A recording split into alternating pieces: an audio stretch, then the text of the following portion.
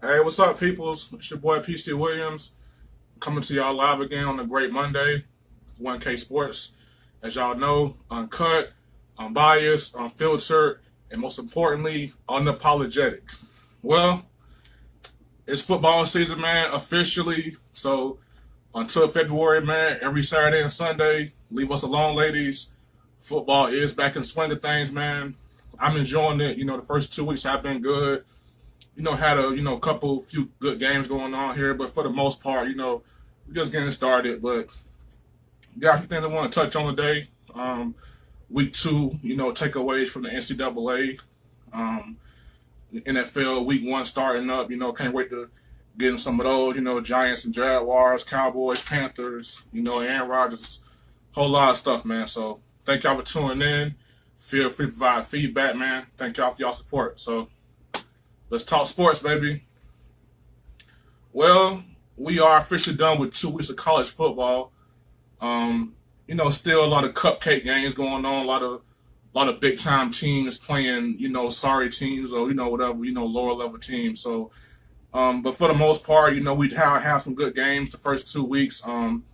Georgia and Clemson went on the road, won big. Georgia went to South Carolina and beat South Carolina.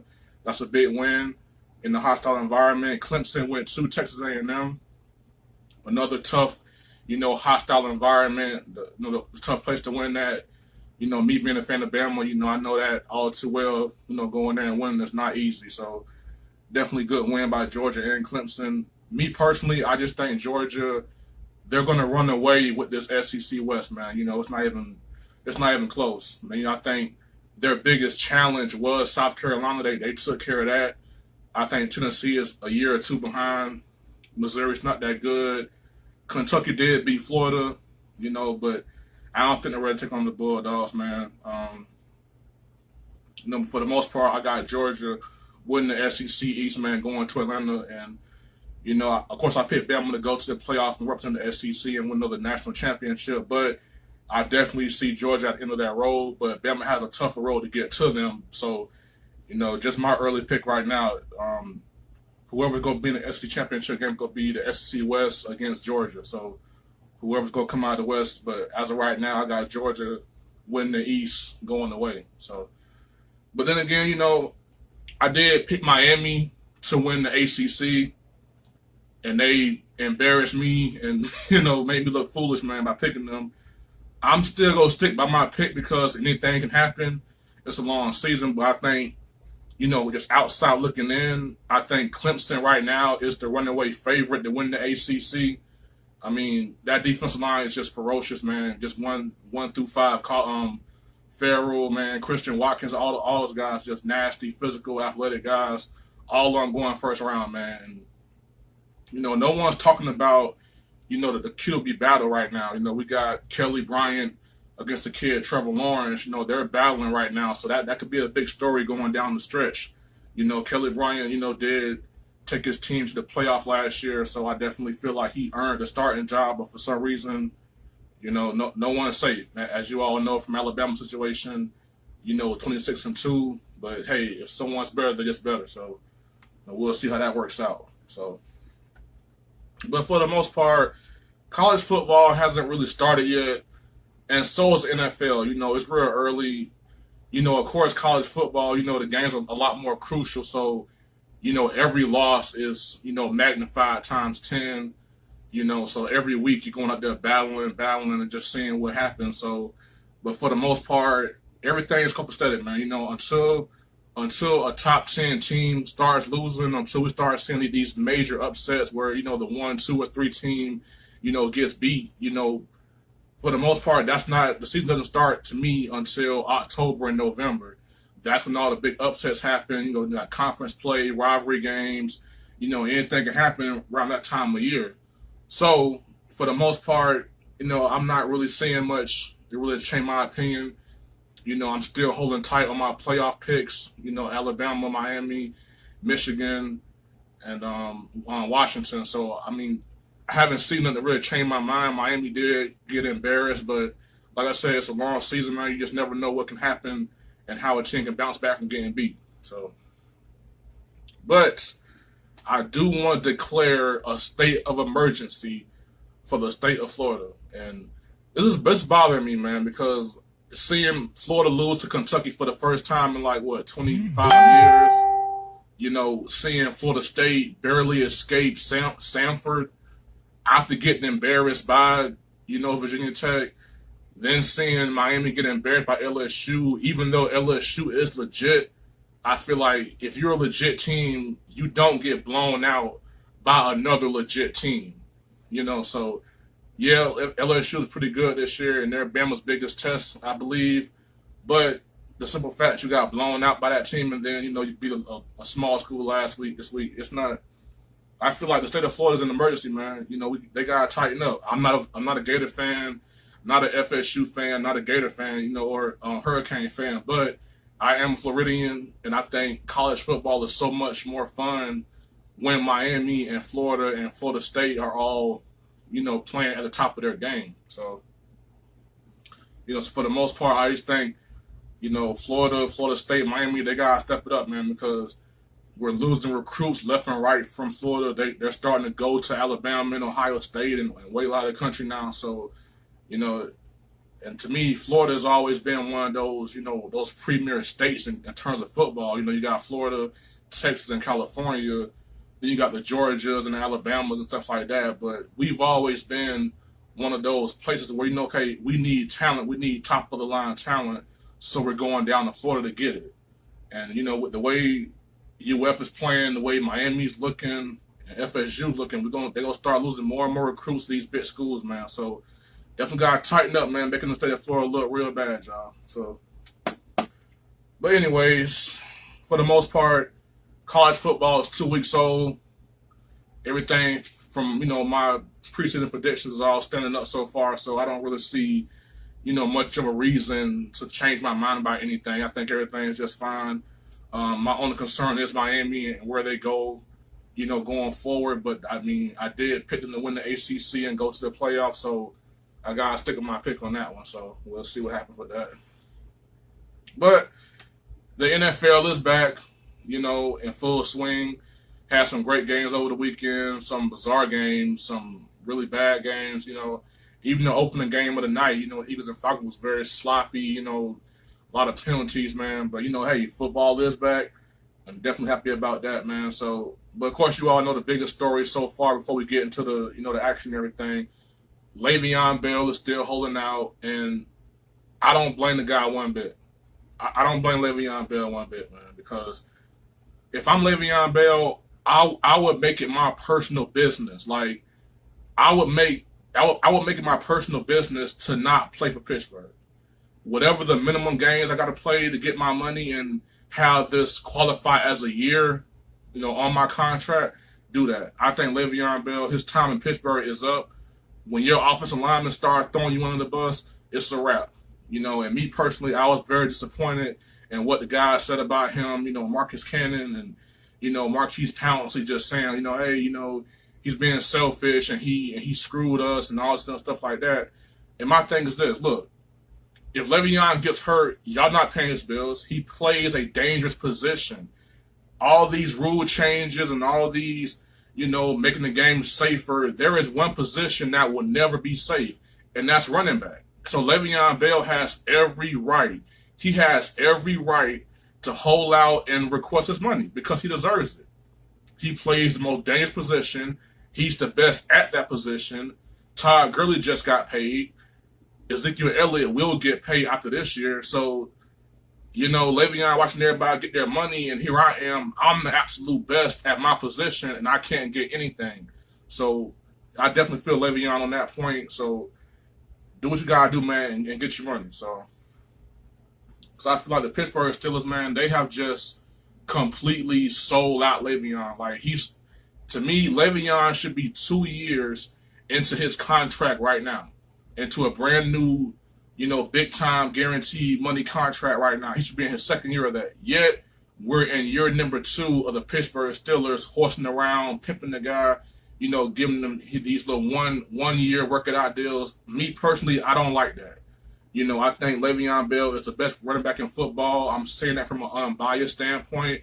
I am a Cowboy fan. I do love Ezekiel Elliott. I think he's the best running back in football as a Cowboy fan. But as an unbiased, this is 1K Sports. We do keep it unbiased and uncut, man. Le'Veon Bell is the best running back in football. I have to be real with that, and he deserves his money. So he hasn't gotten it. Todd Gurley's gotten paid. Zeke finna come up and get his money. David Johnson go get paid soon.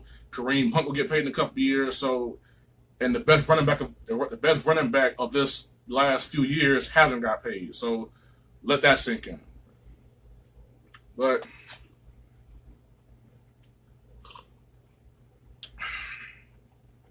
well, let's dive into these games. As you all know, the big heavyweight championship. Well, I say middleweight, welterweight, whatever. Ramsey and Odell Beckham had a good, had their long-awaited showdown. Giants and Jaguars was a pretty good game. Very physical. Very defensive-minded game. I actually enjoyed the game personally. Even though it was low scoring. I stand by my Jaguars pick. As you all know, I picked the Jaguars to win the AFC and go to a Super Bowl. I feel even better about that because I feel like the Jaguars defense is special, man. And Ngakoue, Calais Campbell, Telvin Smith, Miles Jack, Ramsey, Abuye, Barry Church, man. They just got my dog from Alabama, Ronnie Harrison back there laying wood, man. This defense, 1 through 11, is legit. Very rarely do you see a defense where there is no weakness. Okay, you can say their linebackers are undersized. Well, that doesn't matter because the inside is oversized. You got Calais, you got Darius, you got Malik Jackson. So you're big where it counts, you're fast where it matters, and you're big where they're small. You got an advantage where they can't counter for it. So the Jaguars, to me, defensively, they're just untouchable. If you want to throw the Vikings in there or, just any other team, but me personally, the Jaguars have the best defense that I've seen since 2015 with the Broncos, man. So they're legit. I think offense does their job. Leonard Fournette health is a concern. That's a big concern because me picking the Jaguars to win the Super Bowl is completely based on them being healthy. Leonard Fournette being healthy, Yeldon being his backup dude, Roll Tide, TJ Yeldon had a great game, and Blake Bortles just not turn the ball over. So if everyone's healthy and Fournette's right and Yeldon's right and everyone's healthy, then yes. But Leonard Fournette's health is a big concern. He's already, barely averaging 4 yards a carry. He's having to grind out a lot of yards, So with him being out, Yeldon is not really a power back. Yeldon is not really a power back. So Leonard Fournette is that ground and pound kind of guy that you need. So with Fournette being carted off yesterday, that kind of does concern me. They say it's a hamstring injury. Those things can be lingering. But for the most part, I stand by my pick. The Jaguars will win the AFC. I think their defense is just ferocious and just tenacious, man. But, as great as they were, man, the Giants' offensive line needs work. They did get Nate Soldier. He had a hard time blocking Unique Ngakoue. But, hey, join the club. Everyone can't block that dude. The dude is dangerous, man. Just good handwork, physical, nasty. Me personally, I think he's the face of that defense with his nasty personality and just nasty way he plays the game, man. Then Eric Flowers, the Giants' right tackle, Eric Flowers, this dude is trash. Eric Flowers for the New York Giants is trash. Just horrible. An embarrassment to the University of Miami. He's an embarrassment to offensive linemen everywhere. This guy is complete garbage. Why is he still starting in the NFL as a starting lineman? I don't know. I get it. He's got potential. I get it. He's got a tremendous upside. He's athletic. But what I see on film is him constantly getting driven back into Eli Manning. This guy sucks. As a matter of fact, the Giants' O-line doesn't suck. He sucks. He's horrible. He's garbage. He can't block. And in turn, it makes the whole line look bad. So Eric Flowers is just trash, man. So I don't know where the Giants going this year, but you might want to fix that position if you're going anywhere, New York Giants fans. But to the big battle, Odell against Jalen. Batman against the Joker. I mean, Odell won. Odell won, hands down. 11 catches, 111 yards. As a matter of fact, Eli missed him on a slant route. He was wide open for a touchdown. Eli Manning missed him. So, me personally, I feel like Odell won that battle.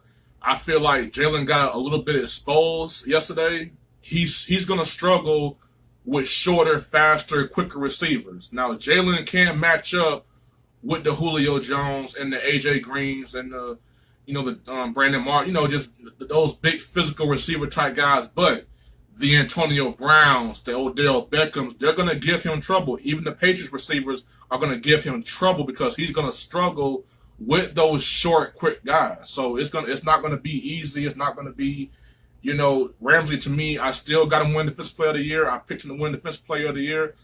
I think Ramsey is, one of the best cornerbacks in the league. I picked him to win the Defensive Player of the Year for the main reason because he plays on the best defense in the NFL.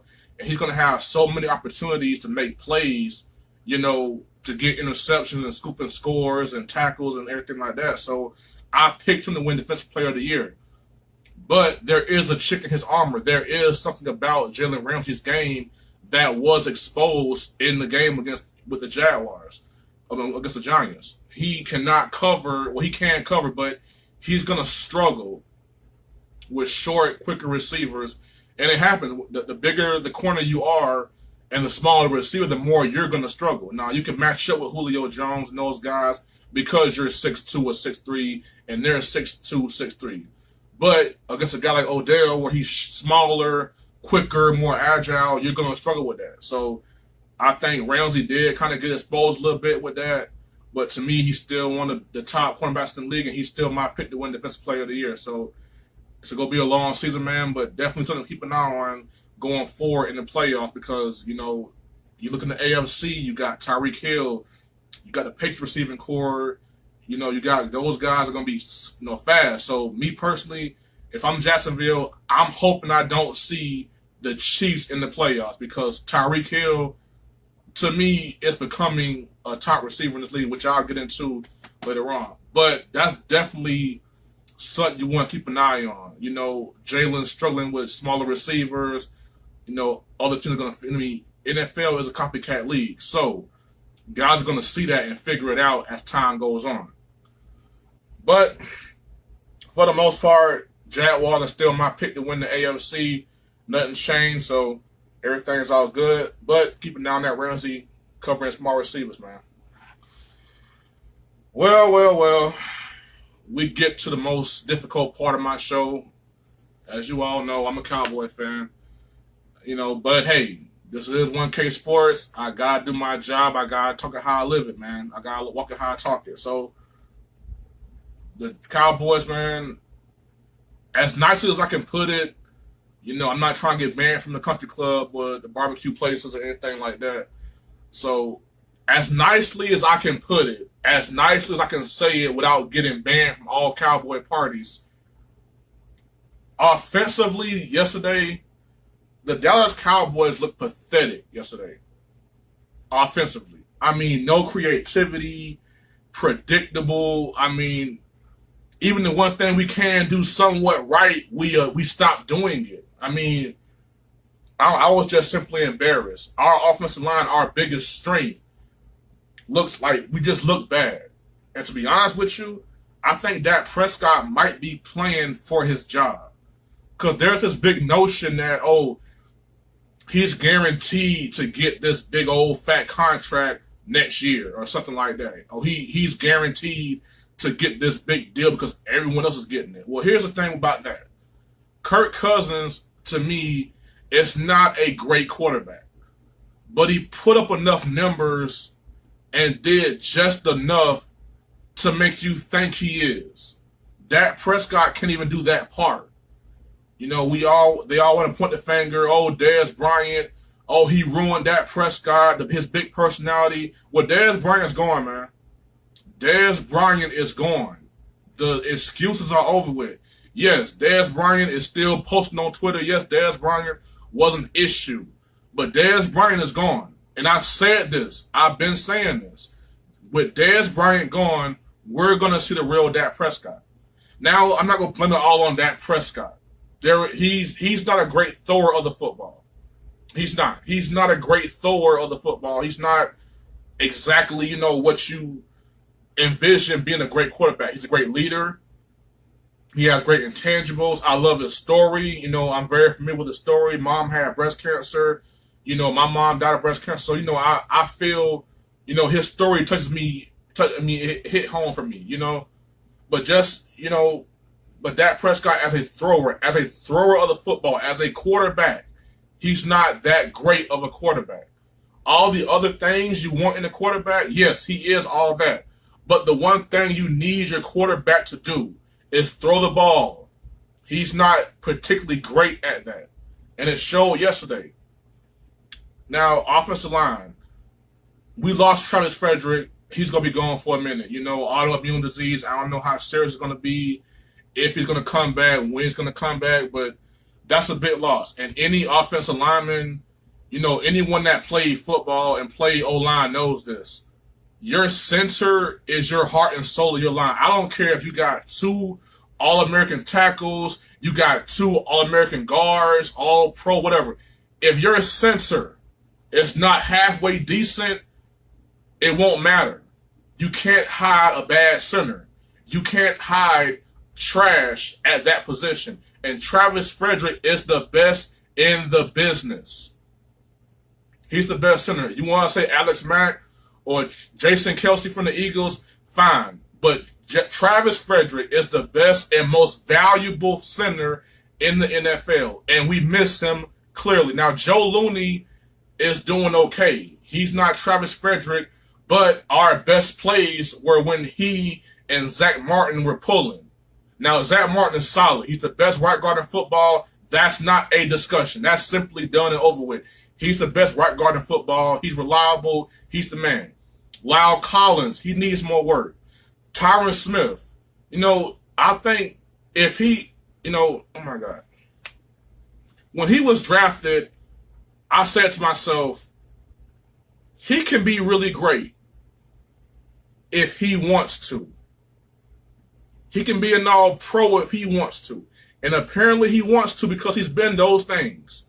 But I also said he's going to get so many penalties. He's going to drive you crazy with penalties. And that's what separates him from Jason Peters. See, Jason Peters is not just reliable, but you don't have to worry about him getting those dumb penalties that kill drives. Going back to last year, Tyron Smith killed so many drives with holding calls, offside calls, this and that, face mask. I mean, Jesus Christ. It gets to a point where, you know what, man? You're just too great. And it's not arrogance or cockiness. Look, dude, you're just too great to keep making those same mistakes. So that's a problem. But I stand by my guys. He's the best left tackle in football. If you want to say JP, hey, have at it. Whatever. But the strength of our team is our O-line and Zeke. Even though we know we're going to see 8-9 in the box. We know that going into the game. But our O-line is so good and so together that doesn't matter all the time. But when you lose the heart and soul of your line, and probably your best tackle, your best lineman is making dumb mistakes, your other right tackle is just, sometimes he's here, sometimes he's there. Zach Martin is solid. Joe Looney is good, but he's not Travis Frederick. So now our biggest strength has become somewhat of a, dare I say, with Frederick bringing out, and I haven't even gotten to our left guard, Connor Williams. I'll get to him in a second. But when your biggest strength becomes a point of attack, and you know that you're going to see 8-9 in the box, even with the O-line healthy and intact. But now you have a chick in your armor, and the offensive line is like a chain. You need all 5 guys on the same accord. If you got 4 great ones, and this guy is not as good, it's not going to work. If your left side's good and your right side's trash, it won't work. You need 5 guys on the same accord doing their job. And right now, we don't have that. And Connor Williams, our second-round pick, man, he played like trash yesterday. He played like straight garbage, man. And I'm like, what the hell? As an offensive guard, I played left guard. I was offended. I was personally offended by the way this guy played. And I understand it's K'Wan Short. Yeah, K'Wan Short is a Pro Bowler. He's one of the top interior guys. I don't give a damn. When I played football, I didn't care if you was All-American, All-Conference, bigger than me. If you beat me or embarrassed me on the play, I took that personal.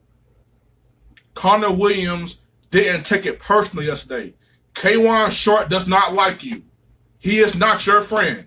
I'm pretty sure you saw him on TV in college and think he's a cool guy. No. You play left guard in the NFL. You play left guard in the NFC. Aaron Donald, Snacks Harrison, K'Wan Short, you're going to see the best of the best in this conference. So Connor Williams, man, now all of a sudden, we're a great offensive line, but now our heart and soul is gone. And our left guard is trash. Now all of a sudden, we can't even run the ball. Horrible. Receivers can't get open. We cut Dez Bryant. We cut Jason Witten. Calvin Ridley and Dallas Goedert were the #1 receiver and tight end in the draft. We passed on both of them. Calvin Ridley is sitting right there at 18. DJ Moore is sitting right there at 18, and we pass. I get it. Dez Bryant was not the same player. He became more trouble than he was worth. But if you're going to cut 73 career touchdowns, if you're going to cut your franchise leader in touchdown catches, you might want to go and get someone that can at least give you what Dez Bryant gave you. Because I promise you, ain't no way in hell with Dez Bryant on the field yesterday, we just scored 8 points. I promise you we don't. No, Dez can't separate. Dez can't run routes. But you know something? Dez can make a damn play. Dez Bryant can go and get you one if you need it. He may not be able to do it all the time now. But Dez Bryant, at his absolute worst, at his broken down, washed up worst, he gave you 69 for 838 and 6 touchdowns. Hell, if Dak Prescott, I can pick out 5 throws, 5 plays, where if Dak Prescott did something different, Dez Bryant easily has 1,000 yards and 8 touchdowns off of those 5 plays. So the difference between Dez Bryant being a 1,000-yard receiver and the 800-yard receiver is Dak Prescott and his passing. But hey, let's tell it. Let Chris Carter tell y'all it was all Dez Bryant's fault. Well, Dez Bryant is gone. Dez Bryant and Jason Witten, they're gone. So what's the excuse now, Dak Prescott? What's the excuse now? You ain't got Dez Bryant to point the finger at no more. And that's what really got me upset last year as a Cowboys fan. Through all this whole Dez Bryant washed up, and is Dez Bryant still the same player? In the midst of all of that, what got lost was Dak Prescott regressed. Dak Prescott was not the same guy he was his rookie season. He came in, everything was right there on the silver platter for him. Great O-line, great running back. Dez Bryant can still ball out. Cole Beasley's going to ball out. T. Will, Jason Witten was a little quicker and faster when he first came in. So yeah, it was all laid out for Dak Prescott to be great his rookie year. But Dak Prescott, you can't be great. You cannot be great in this league if everything has to be set up right for you. I'm pretty sure Tom Brady wished he had a Zeke Elliott. But he can still get the job done. You can't be great if everything has to be catered toward making you better. No, Sometimes you got to be great, Dak Prescott, and right now he's not great. He's not even close to being good, man. He cannot throw.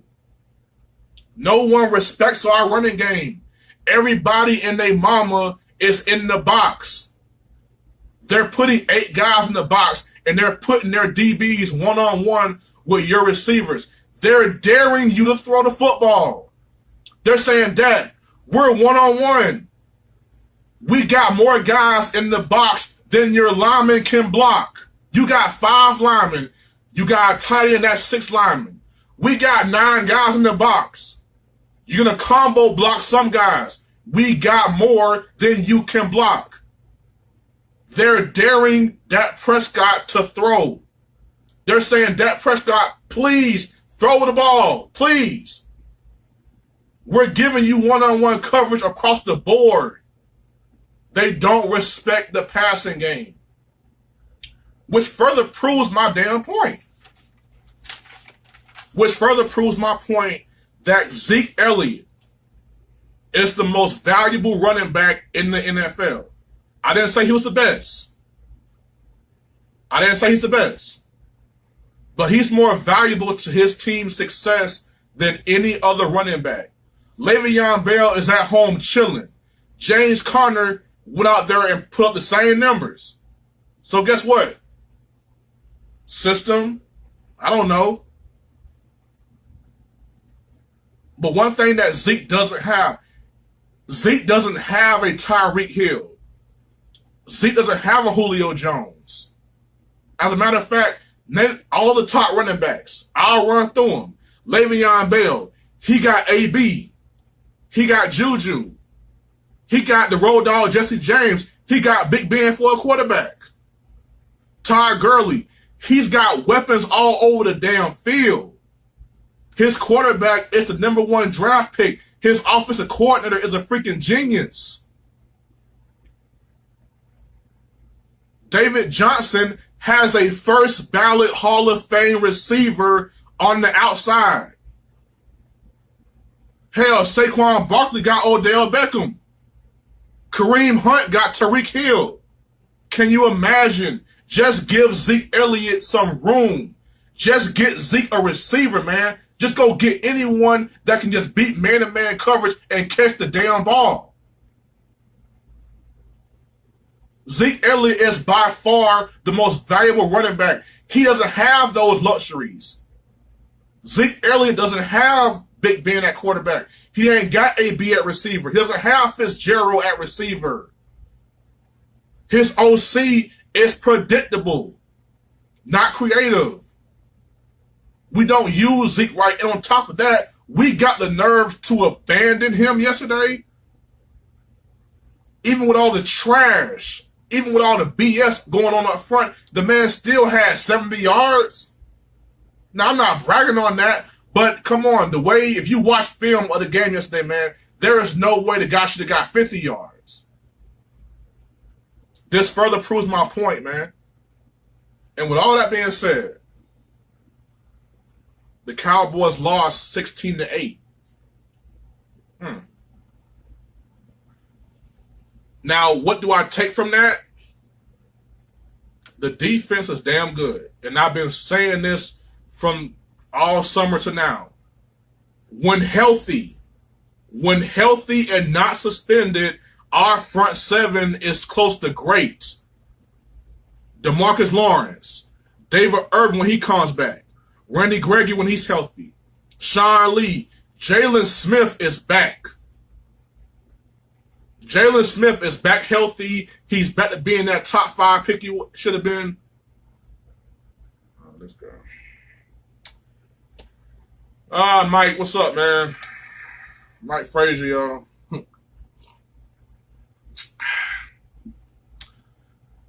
Anyways, look, Mike, I know why you came here, man. I ain't got time for it. The Buccaneers won. Whoopie-doo. Congratulations. But hey, Cowgirls. Well, you know what, Mike? Your team, or whoever your team is, I don't know who your team is this week, but whatever, man. I mean, it's okay. We need receivers. Give us Mike Evans for 2 first-round picks. Hey, Step, talk to him, man.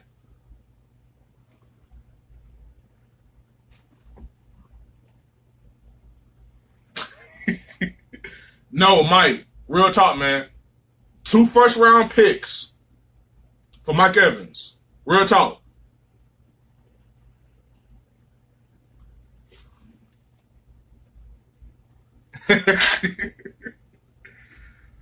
Well, Mike was legend that way, and so is you, Stamp, man.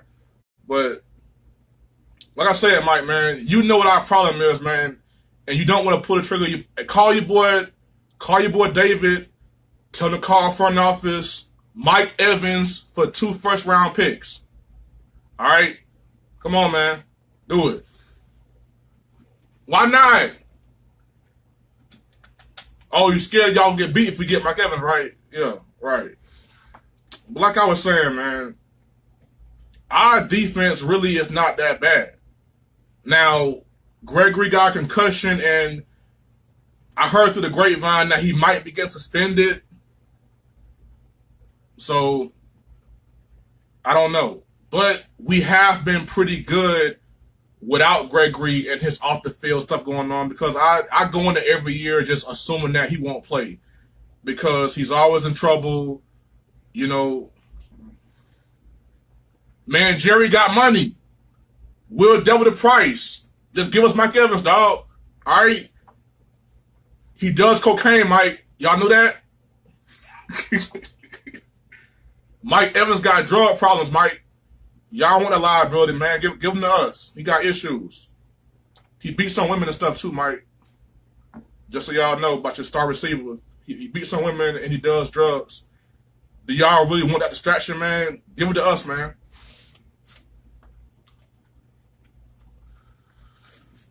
Colts or Redskins. I'm going to go with the Colts, man. And I'm actually going to talk about Andrew Luck in a minute here.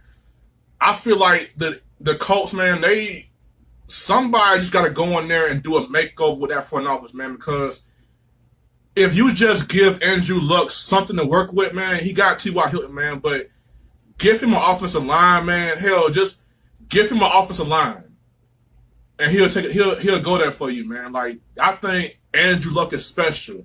Now, he does turn the ball over a little too much for my taste, but the guy's out there playing 1-on-11 every Sunday. So I'm riding with Luck, man. So I got Luck. And besides, I'm a Cowboys fan, so no love for the Redskins over here, dude. But yeah, I think the Cowboys defense is a lot better than expected to be. So all we need, to me, now the Earl Thomas trade, that needs to happen. I know Jerry mad, stuck in his ways and all that. You know? But for the most part, man, we're pretty good. But getting Earl Thomas will solidify our defense. I mean, AP gonna look good, man, because one thing you can count on is this. AP gonna show up in good shape. He gonna show up ready to ball out for you, man. So, you know, I think he got about a couple more years left in him, man. Like, hell, I'll see him get 1,000 yards this year, honestly, man. So, Vikings all day. Man, y'all ain't going nowhere. Y'all don't gave Kirk Cousins the bag, bro. Third Cousins? Nah, bro. Y'all overpaid for a quarterback that's mediocre at best. All right? Now, y'all did do him a solid by making sure y'all got Stephon Diggs and feeling it and that defense taken care of, man, because he going to need that. Trust me, Stamp, man. I'll watch this dude play. I'll watch Kirk Cousins play in the NFC East, dog. He is very much overrated. Very much so, man. So, hope you know what y'all doing, because y'all just gave $84 million to a guy that can't even beat Dak Prescott. All right? Just so y'all clear on that. But, hey, y'all can have him, dog. But like I said, man, just if the Cowboys are going anywhere this year, and like I said, I'm a Cowboys fan. I stand by my team. I stand by my team all day, every day. I stand by my team. I do. But as the 1K sports guy, as I can't do what I do and not be biased. If Jerry Jones don't get this Earl Thomas trade done, I mean, O-line wise, I think we'll get better. I don't see Connor Williams getting dominated every week. I think he probably said, first game of his career, got a little nervous. K'Wan Short is a bad dude, but there is no excuse for the way he played. But hey, it's a long season, man. So I'm riding with my guys. I'm riding with the Cowboys until the wheels fall off, man. But if Jerry Jones don't pull off some kind of trade and get a receiver or get somebody or get Earl Thomas, then I'm sorry to say, Cowboys Nation, and please don't take my country club membership, but we're not going nowhere, man. Well, like I just said, Stamp, man, if Jerry don't get Earl Thomas or we don't make some kind of trade for a receiver, we're not going nowhere. And I'm being real. I stand by my team, but, if you're asking Pat, I stand by my team. Now, if you're asking PC Williams, then I'm saying, look, we gotta get a receiver and or Earl Thomas. Jerry Jones gotta do what Jerry Jones known for, and that's making big deals when nobody else will. Because I don't know, man. How are we gonna score? We got 8-9 guys in the box for Zeke. So in a way, because we can't throw the football, we're almost starting to limit Zeke a little bit. Because now it's like, okay, Zeke can never just run, anywhere. Every time he gets the ball, he got 9 guys after him in the box already. So with us not being able to run the ball, throw the ball, it's like that issue is becoming an issue that's going to affect Zeke. And that's an issue.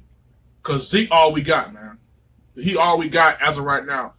But if Jerry Jones don't pull some kind of trade off, man, and get somebody else in there, we're done. We're done, man. So, but those are my Cowboys. I ride my team. But this is 1K Sports. The Cowboys got a lot of work to do, man. A lot of work to do. So, but we'll see how it all play out, man.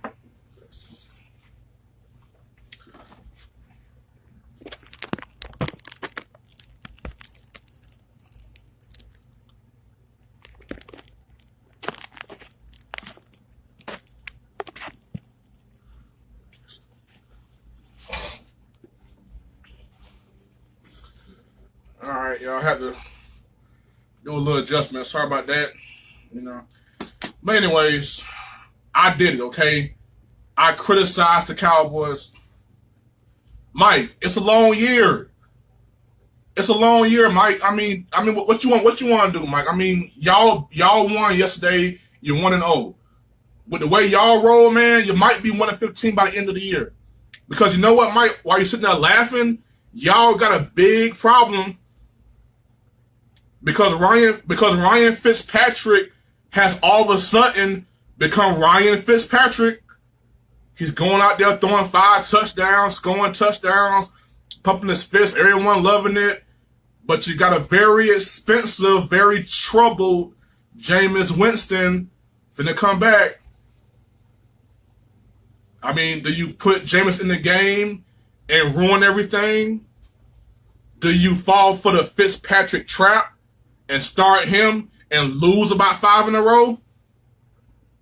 So, Mike, before you start pumping your chest out about your Buccaneers, man, you might want to watch yourself. Might want to watch yourself, man. But anyways, man, I'm going to do something a little different here. Because one thing I noticed about, college football and NFL is like during the first couple weeks, man, it's a lot of what I call, overreaction, itis. It's, oh my God, this team lost. Oh my God, it's all over. Oh, this team won. They're going to win a championship. No. So I got me a new segment here. It's called Push the Gas or Pump the Brakes. So there are a few storylines early on in the NFL. that I feel like, hey, y'all might want to pump the brakes. But there are some things that I noticed that you might want to push the gas on because, oh, it's coming. All right? But the first thing I want to start with is Aaron Rodgers. Man, can y'all please pump the brakes on this? Please. I mean, I'm begging y'all, man. Pump the brakes on Aaron Rodgers.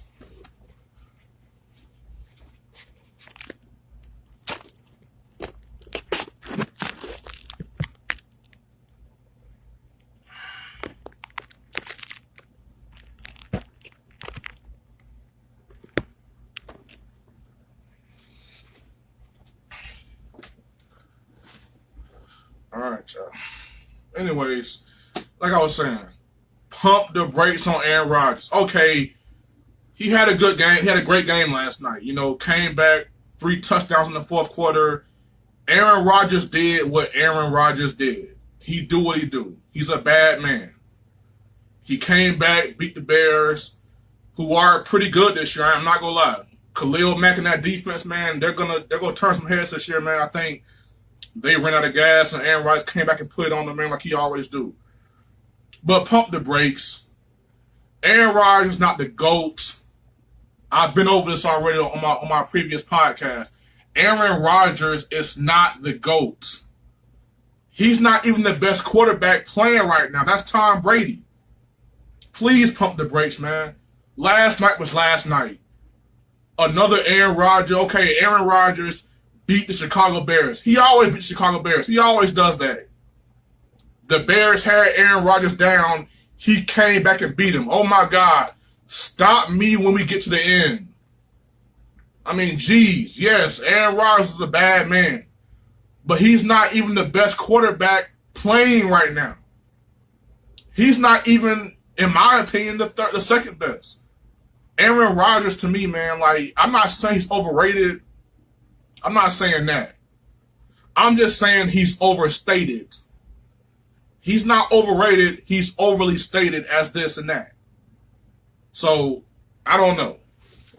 But I will tell you this, man. Hearing everyone praise Aaron Rodgers, it really hit me. We hypocrites, man. We are living a double standard, view of things. We are. Aaron Rodgers is a great quarterback. But when I think of Aaron Rodgers, you know what I think about? Think about it. He goes out there every regular season and he torches everyone. He even won a Super Bowl. Has fourth quarter comebacks, has beaten this team and that team, has owned that team. You know what that sound like? That sound like Peyton Manning. And for the longest time, Peyton Manning, we didn't care about the records and the touchdowns and the yards. We didn't care about any of that. All we cared was he keep losing in the playoffs and he only has one championship. Well, Aaron Rodgers puts up great numbers. Aaron Rodgers does things we never saw someone do. Aaron Rodgers owned the Chicago Bears. He owned the Detroit Lions. He owned his little division. He won you a championship. And since he won that championship, he's 5-6 in the playoffs. We judge quarterbacks on championships and playoff wins. He has a losing record in the playoffs since that Super Bowl. And I've been over this already, but I kept my notes. Since that Super Bowl, Aaron Rodgers has lost in the playoffs 1, 2 times at home. 2 home playoff losses at home, huh? That bad man, huh? And, I get it. I know what y'all gonna say. A-Rod, they ain't got no defense. Aaron Rodgers' defense sucks. And I guess Peyton Manning had the 85 Bears, right? Did y'all know Peyton Manning didn't have a top 5 defense till his last year at the Denver Broncos? And ironically, he won a Super Bowl with the Broncos. Now, Peyton Manning physically was not himself anymore. But he was good enough to say, okay, I got me a top 5 defense finally. And he won a Super Bowl. He did his job. But we never gave Peyton that excuse. Oh, I get it. The Packers defense gave up 40, 51, 45, 38. I get it. So we ain't going to talk about how Peyton Manning's defense gave up a Hail Mary to Jacoby Jones against the Ravens in 2012 to go to the AFC Championship game that the Ravens won and went to Super Bowl and won that? Or we're not going to talk about Darren Sproles getting a sweep, going 50 yards for a touchdown in overtime. Peyton Manning never got the ball back? We ain't going to discuss that, right? Or we'll say Aaron Rodgers ain't got no help. He has these great games, and his defense lets him down. That's a lie. The bad man, Aaron Rodgers, was outplayed by Eli Manning. He was outplayed by Colin Kaepernick twice. He was outplayed by Matt Ryan, who's so overrated. But we'll get to that too. So I'm looking at these playoffs. I mean, yeah, you beat Kirk Cousins, but Kirk Cousins outperformed you. Yeah, you went to Arizona and threw a Hail Mary, but Carson Palmer outperformed you in that game too. All behind Carson Palmer. So that this bad man that he is, he's not that. And I'm not saying this because he broke my Cowboys' hearts a few times. I'm saying because it's real. You take away the thing about it, the playoff games he won. Joe Well. I mean, dang. Eli Manning and the Giants after the whole Odell boat trip scandal. Not to mention, you robbed Dez Bryant out of a catch. That's a cheap behind playoff win you got on your resume. Mason Crossbar making 2 long behind field goals. That's on your resume. So Aaron Rodgers is great. He's a first ballot Hall of Famer. He's a top 10 quarterback while he's alive right now, while he's still playing. But he is not the GOAT. He is nowhere near that. And the praise he gets, it just shines a bigger light on the hypocrisy and the double standard that was Peyton Manning's career. We killed Peyton Manning for a lack of championships, for a lack of playoff wins. Yet we praise Aaron Rodgers and give him excuse after excuse after excuse. We give Aaron Rodgers excuses we never gave Peyton. We give him excuses we never gave Brett Favre. But all of a sudden, his defense gets blamed. It's everybody's fault but Aaron Rodgers. Nah, man. Pump the brakes, please. Couple other things, so y'all. Here's what I want to push the gas on. If the Colts are not going to get Andrew Luck some help, they're going to get that kid killed. Andrew Luck is a diamond in the rough. He's a gem. He's hard to find. And the Colts have given this kid nothing to work with. Hell, even T.Y. Hilton is a damn success story. No one saw him coming. The Colts have not given this kid nothing. No O-line, no defense, no other receiver besides T.Y. Hilton, no running game to speak of. Get this kid some help, man. And I promise, hell, don't even give him a defense. Get him an offensive line, and this kid will win you some ball games. He might even win you a championship. So push the gas, Colts. Get this kid some help before you get his career ended. Because the way the Colts are going right now and how they're drafting and recruiting, this kid going to be out the league in 5 years because of injuries. So Colts, get this kid some help or get this kid killed, man. Jameis Winston.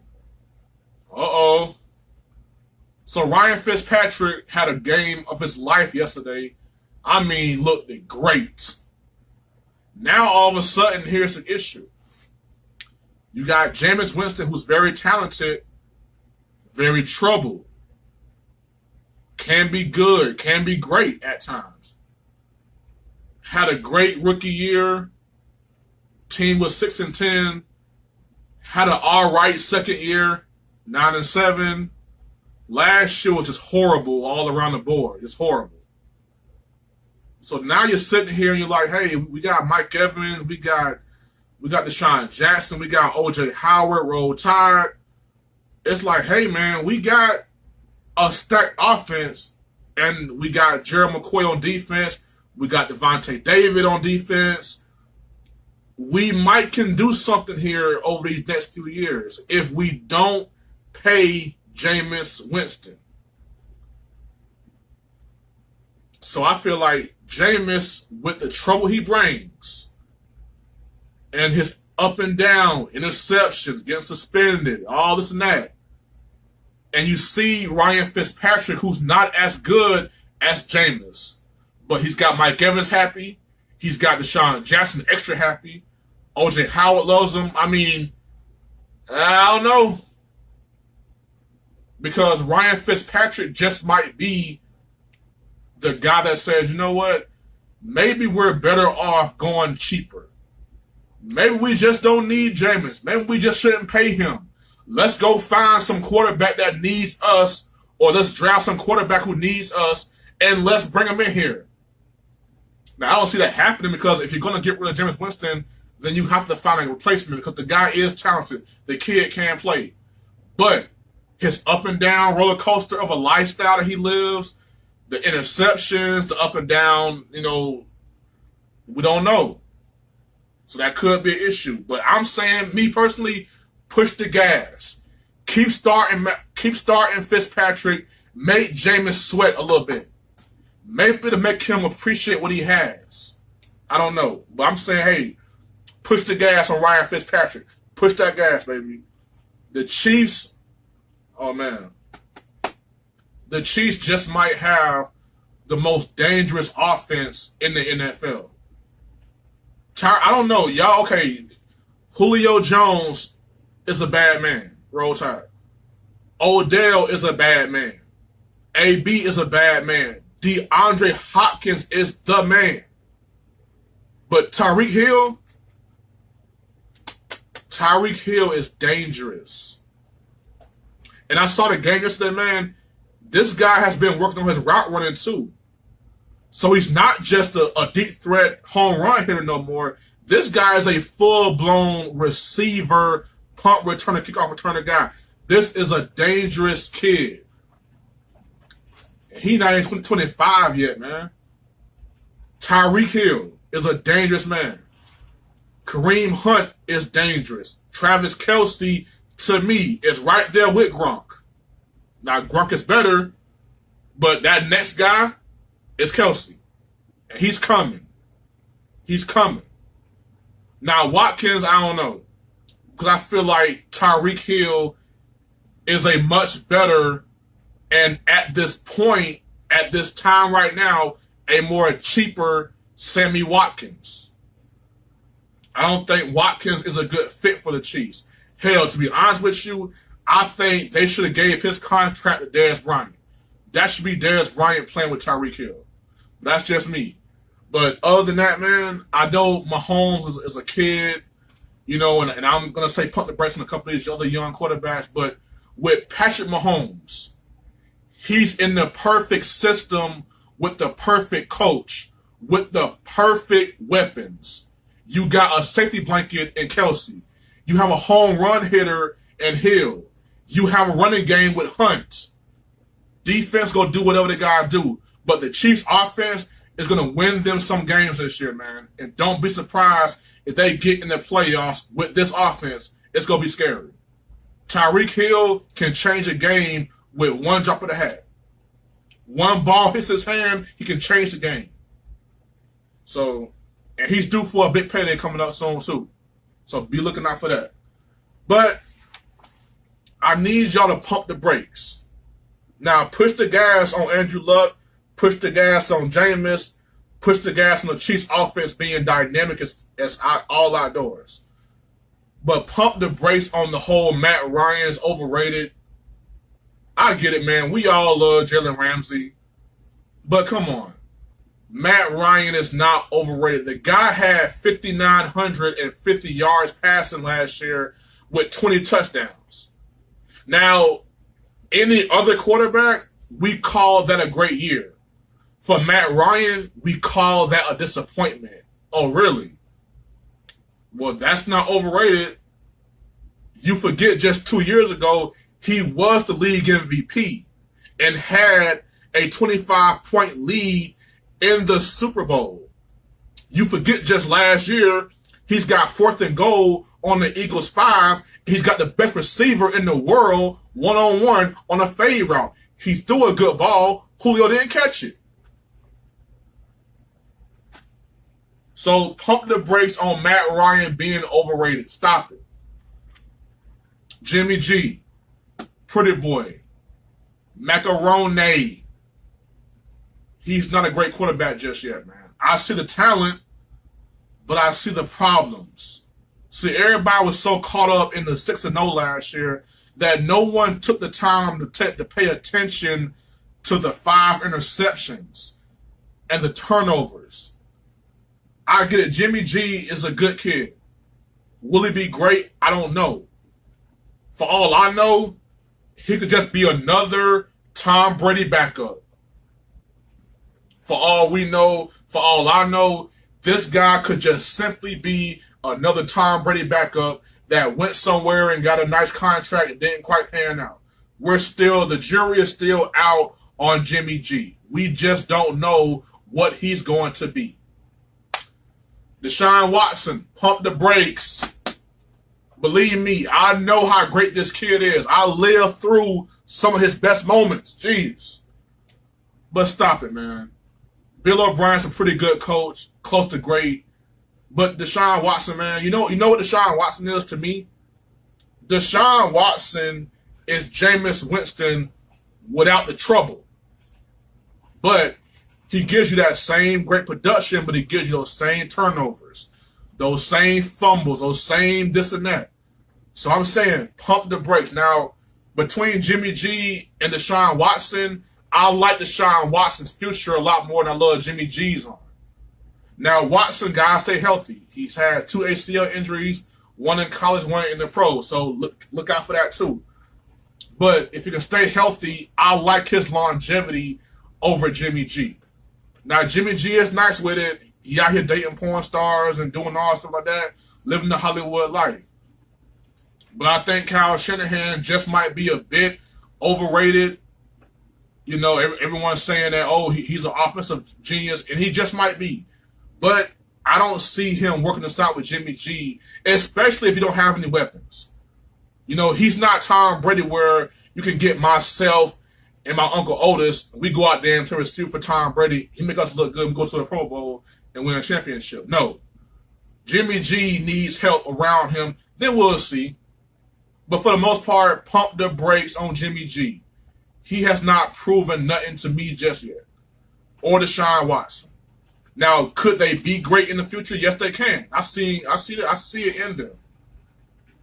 But as of right now, pump the brakes on Jimmy G and Deshaun Watson. All right? Like I said, man, we just getting started here in the swing of things. You know, college football is back. Pro football is back. We got Monday Night Football coming up here in about an hour. So, hey, man, like I said, let's not get carried away. It's just week 1. Just because your team is 1-0 don't mean your team is going to win in the playoffs.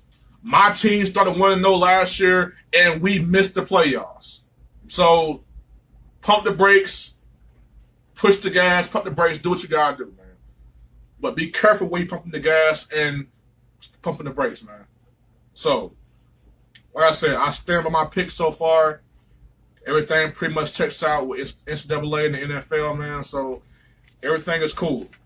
Like I said, man, we're just getting started. So, all of y'all, let's not get too excited. Let's not get too down on your team also.